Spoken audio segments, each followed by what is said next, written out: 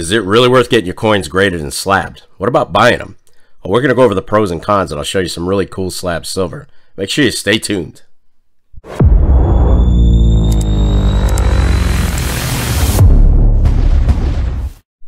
YouTube, what's going on? Welcome to another episode of the Silver and Gold Stack Attack.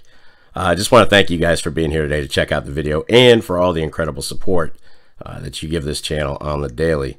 That really makes you guys a part of the best damn community here on YouTube, without a doubt. So today we're going to talk about grading and slabbing coins and if it's even worth the effort. And that being said, let's go ahead and roll it. Well, we're waiting. So let's start this thing off by going over the pros and cons of graded coins. And we'll go ahead and start with the pros. Number one reason, authenticity. Your coin is guaranteed to be authentic by the firm that grades it. All right, that's a big layer of comfort level when you're talking about high dollar bullion, numismatics, coins, whatever you have, gold, silver. It's been authenticated, and that's important. Number two, security. It's safer when someone, even a newer person, tries to buy a specific coin. You can look up that coin in the company's database, and you'll see pictures of it and all kinds of good stuff. So there is that layer of security. Number three, they typically have a higher value than ungraded coins, but sometimes there can be an issue between MS70 versus MS69 in value. And depending on what the coin is, that could be a large disparaging amount. And bear in mind, when I say typically they have a higher value, not always. I'll go over that in a little bit. Not always. Number four, slabs offer protection, and it's a safe way to store your coins and bullion. Some designs are actually sonically sealed, and of course they're airtight, so that's a great level of protection. Number five, slabs offer instant and much needed info for identification. Let's say, God forbid, you pass away. All the information on those valuable coins that you've got is sitting there on that slab, so that will help whoever inherits your silver and gold to know what they have. But hopefully you've got a database or a tracking sheet with value and what you paid and all that good stuff. I really hope you have that. But yeah, there's more identification with these than raw coins. Number six, they can easily be inventoried and tracked. Very easy, very easy. And number seven, hey, you can show them off and handle them all you want without worrying about damaging the coin, right? That's what these are great for that. These are great. You can hand it around. People can look at it. You can look at it. I like to look at my stuff. So I love going through my slab stuff. And of course, we're on to the cons of graded coins. You know there would be some. Number one, grading can be expensive. You've got grading, shipping, insurance, the slab itself. Yeah, it can be costly just to slab one coin, guys. We all know this by now. Number two, you can actually lose value. I'll give you an example. Let's say you spend $40 on a coin. You send it off, $30 for grading, conservatively, and it comes back MS69, and you can't sell it for more than 50 bucks. So you've got 70 into it. The best you can make on it is maybe $50. And I'm not saying that's the case for all. I'm just giving you an example. But you're out 20 bucks. So yes, you can absolutely lose value with slab coins. Number three, some of the biggest names are now being faked. This is bad news, guys. Bad news. There's a huge danger in being duped. Not cool. And number four, the coin can't be fully studied and appreciated because it's in a plastic prison. So it's good and it's bad. I mean, there's good stuff and with protection, authenticity, value, and then you got the cons. Expensive, losing value, potential to lose value. Yeah, you just have to weigh what it means to you before you send it off. All right, now to answer the question in the title of this video, should you have your coins and bullion graded, or is it a waste of money?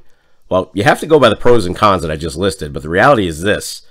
There's going to be times where they're worth grading and times where they're not. You have to ask yourself the following questions. Number one, are you going to sell this coin at some point? If not, it's probably not worth grading at the extra cost. If you are, is it going to increase in value? Number two, is the coin special to you and you just want it protected with no intention of selling? To me, there's nothing wrong with slabbing a coin that's special to just you. Maybe it was handed down to you from a father or grandfather, and you just want to protect it and keep it in the family. I see no issue with that. Number 3, is there a potential to lose money? Oh, yeah, absolutely. It doesn't hurt to get a few opinions from reputable coin shops and online forums before you submit that coin. Show it around. Now, as an example, there could be a huge difference in value between an MS-70 and an MS-69, and you just have to keep that in mind.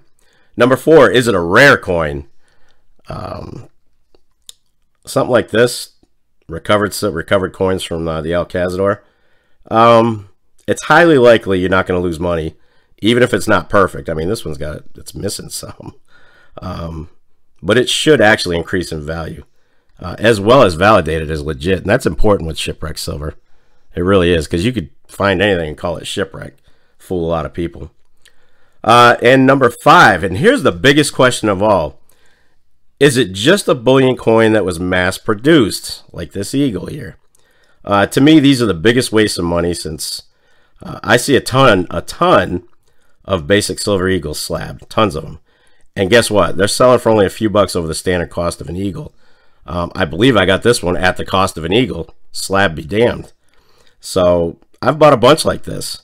Now, bottom line, somebody lost money on this, okay? Somebody lost money somewhere. I completely disagree with slabbing mass-produced bullion. It just doesn't make any sense to me. Maples, Britannias, Eagles, unless they're key dates, I don't see it. I'm not seeing it. If any of you guys have a good reason for doing that with just regular bullion, let me know in the comments. Maybe I'm just missing something. So who are the coin grading companies? Well, NGC and PCGS are generally considered the top-ranked companies, without a doubt. No question there. And generally, PCGS slab coins do tend to sell for higher values, generally.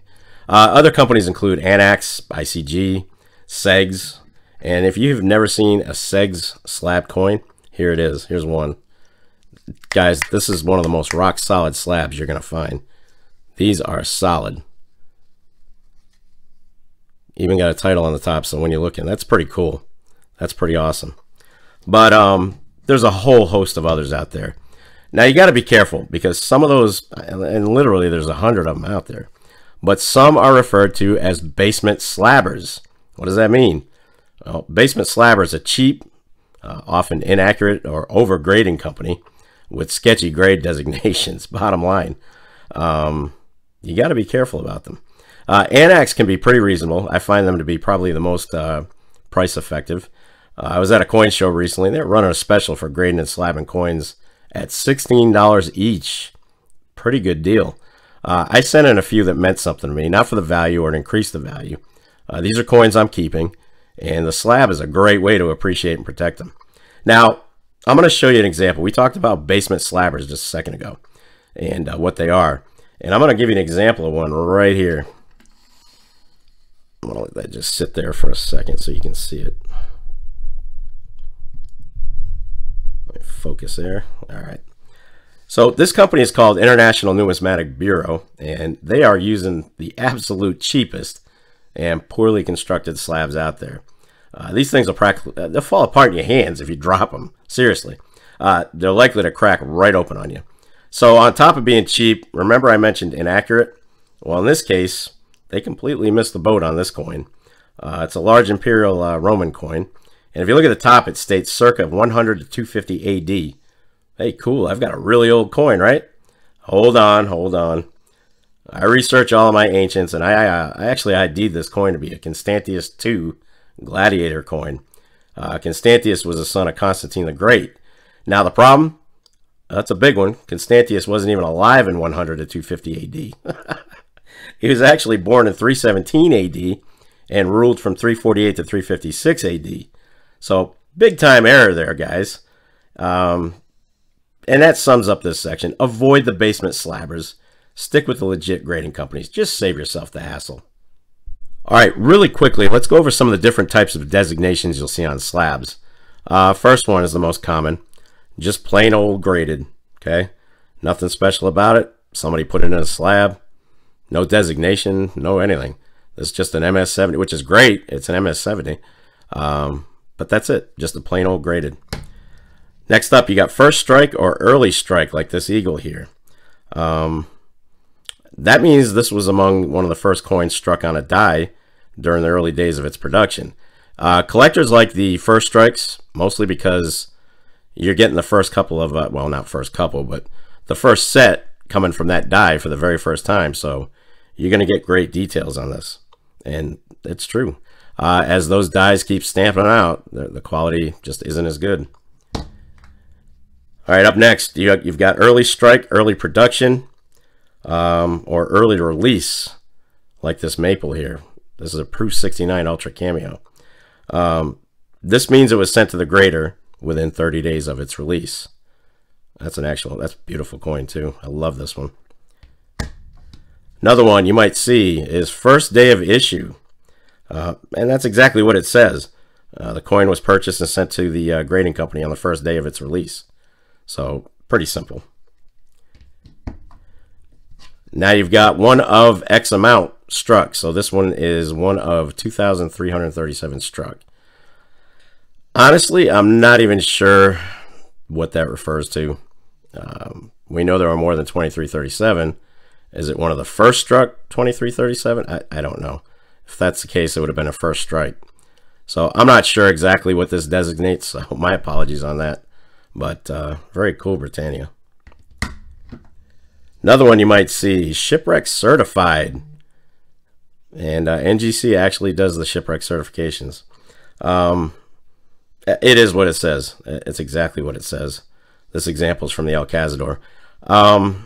I insist on these, the Ancients, and my pre-33 gold being slabbed.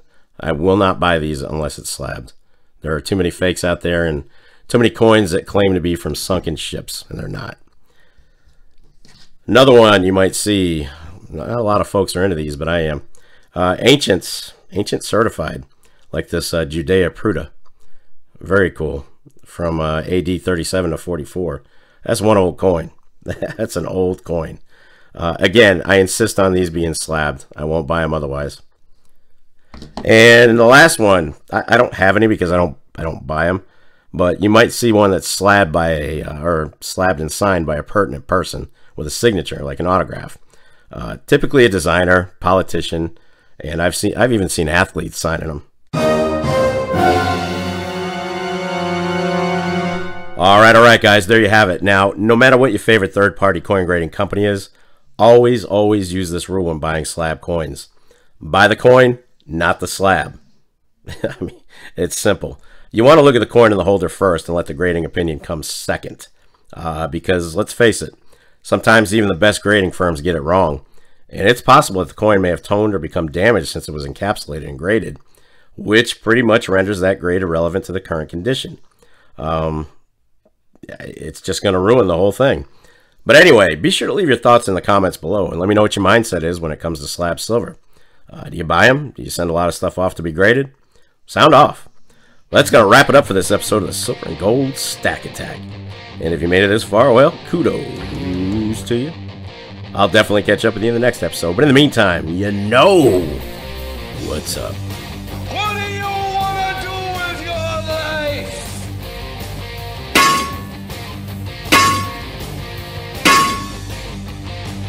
Oh, hell yeah. Get stacked, guys. Stay safe and be well, everyone. I am out of here. Peace, folks.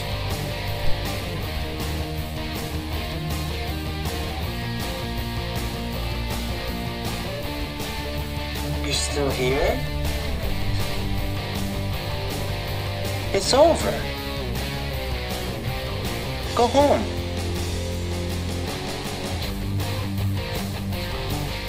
Go.